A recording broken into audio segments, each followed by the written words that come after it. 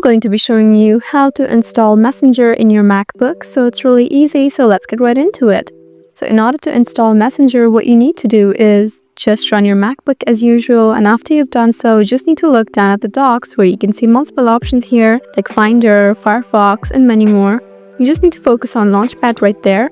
So here you can find all the apps that are available in your MacBook. So you just need to look at the top right where you can see the App Store. So App Store is the app we go to install apps. So after you're here, you just need to look at the top left where you can see the search button.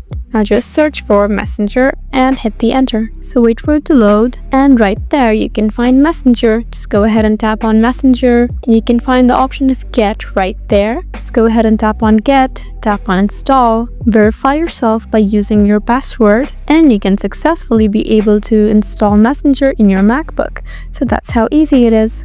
I hope this video was helpful for you. Please leave us a like and drop us a comment down below, and we'll see you again in our next video.